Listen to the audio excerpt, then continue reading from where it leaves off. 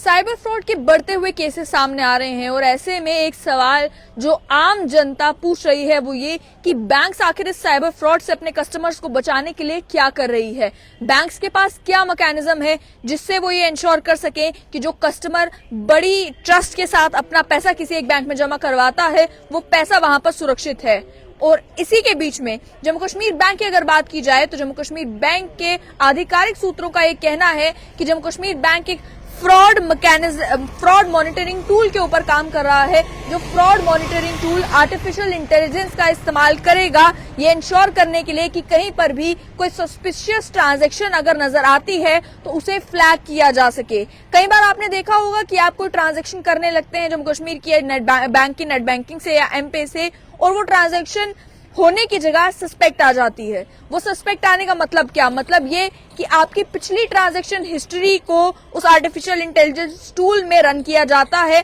जो artificial intelligence tool ये check कर रहा होता है कि क्या ये ट्रांजैक्शन नॉर्मल है, क्या इस साइज की ट्रांजैक्शन, क्या इस मोड से ट्रांजैक्शन इस खाते में हुई है पहले, और इसी तरीके से उस खाते की हिस्ट्री को ध्यान में रखते हुए कोई ट्रांजैक्शन अगर लगता है कि ये ट्रांजैक्शन सस्पिशियस हो सकती है तो उसे फ्लैग किया जाता है। लेकिन बैंक के आधिकारिक सूत्रों ने यह भी कहा कि अभी तक हमारे पास केवल उस ट्रांजैक्शन को मॉनिटर करने का या फ्लैग करने का ऑप्शन है। ब्लॉक करने के मैकेनिज्म के ऊपर भी काम किया जा रहा है और जब तक ये आर्टिफिशियल इंटेलिजेंस का टूल इतना ट्रेंड हो जाएगा, क्योंकि आप जानते हैं आर्टिफिशियल इंटेलिजेंस में जितना डेटा आप उस टूल को देंगे उतना ज्यादा वो टूल जो है वो बेटर परफॉर्म करेगा। इसको लेकर ये कहा गया कि फ्रॉड मॉनिटरिंग इस टूल में जितना ज्यादा डेटा पहुंचेगा, खाते की हिस्ट्री होगी, खाते में किस तरीके से ट्रांजैक्शन हो रही है, किस चीज का इस्तेमाल करके, यानी डेबिट कार्ड से हो रही है ट्रांजैक्शन या क्रेडिट कार्ड से हो रही है या नेट बैंकिंग से हो रही है या कैश विड्रॉल्स हो रहे हैं, उस सारी हिस्ट्री को ध्यान रखते हुए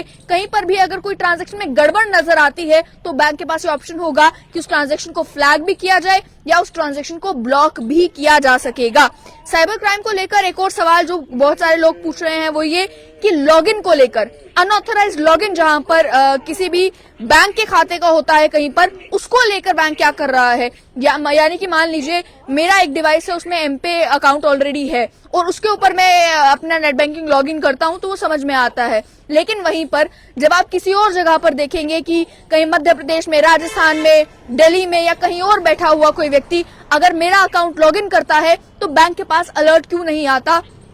तो बैंक के जानकार सूत्रों ने कहा कि अभी तक इस लॉगिन मैकेनिज्म के का किस तरीके से हम एक उपाय निकालें, किस तरीके से एक इस प्रॉब्लम का सोल्यूशन निकालें वो समझ में नहीं आ रहा। लेकिन जहां तक ट्रांजैक्शंस की बारी आती है, नेट बैंकिंग में जो डायरेक्ट ट्रांजैक्शंस होती हैं उसको लेकर अभी काम किया जा रहा है इस फ्रॉड मॉनिटरिंग टूल के ऊपर, ताकि हम अपने जो कस्टमर्स हैं उनको साइबर फ्रॉड से बचा सके। इसके साथ साथ में ये कहा गया कि अलर्ट सेटअप किया जाएगा उसके बाद इस एआई टूल का इस्तेमाल करके, और लगभग 1 साल से इस टूल के ऊपर काम चल रहा है। यानी कि बैंक के अपने सिस्टम के साथ कैसे इस टूल को इंटीग्रेट किया जाए, बैंक के इंटरनल मैकेनिज्म किस तरीके से मजबूत किए जाए और इस फ्रॉड मॉनिटरिंग टूल का इस्तेमाल किस तरीके से ट्रांजैक्शंस को मॉनिटर, रेगुलेट और या फिर फ्लैग करने के लिए किया जाए, इसके ऊपर पिछले 1 साल से काम चल रहा है, ऐसा जम्मू कश्मीर बैंक के ऑफिशियल सूत्रों का कहना है। लेकिन अभी भी कई सारे ऐसे इंसिडेंट्स देखने को मिले हैं जहां पर साइबर फ्रॉड हुए हैं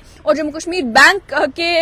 के भी खातों में से पैसा निकला है जो लोगों ने एलिगेशंस लगाए हो, और साइबर पुलिस के पास कई सारी कंप्लेंट्स जो है अलग अलग बैंक के खातों की, और उसमें जम्मू कश्मीर बैंक भी है जहां पर साइबर फ्रॉड की कई सारी कंप्लेंट्स आई हैं कि हमारा इस बैंक में खाता था, साइबर फ्रॉडस्टर्स ने लूट लिया, हमने रिसेंटली कोई लोन लिया था बैंक से, साइबर फ्रॉडस्टर्स को ना जाने कहां से मालूम चल गया हमारा खाता उन्होंने लूट लिया। तो उसके अलावा जहां तक जम्मू कश्मीर बैंक का ताल्लुक है तो जम्मू कश्मीर बैंक का ये भी कहना है कि हम कोशिश कर रहे हैं अवेयरनेस की भी। अवेयरनेस ये कि जब आपको अपना खाता ब्लॉक करवाना है, खाता ब्लॉक करवाने के लिए आप नॉर्मल कस्टमर केयर अगर वेबसाइट पर कस्टमर केयर हेल्पलाइन पर अगर कॉल करेंगे तो उसमें एक प्रोसेस लंबा हो जाएगा, उन्हें जो है वो इंटरनल मैकेनिज्म तक पहुंचना पड़ेगा और फिर अकाउंट ब्लॉक होने में समय लग सकता है। लेकिन जिस समय आपको नेट बैंकिंग की पूरी लीफलेट दी जाती है, नेट बैंकिंग का आपको पूरा वाउचर पकड़ाया जाता है जिसमें आपका आईडी या बाकी डिटेल्स होती हैं, उसी लीफलेट के ऊपर जो हेल्पलाइन दी जाती है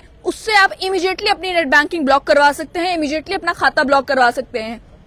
अगर आपके पास आपका डेबिट कार्ड है और डेबिट कार्ड के पीछे भी हेल्पलाइन दी जाती है, जिस पर कॉल करके आप इमीडिएटली अपना डेबिट कार्ड जो है वो ब्लॉक करवा सकते हैं। ऐसे में बैंक के ऑफिशियल्स का ये कहना है कि लोगों में भी जागरूकता की जरूरत है कि अगर आपको कभी अपना खाता ब्लॉक करवाना है, उस लीफलेट पे लिखे हुए नंबर को अपने फोन में सेव करके रखिए,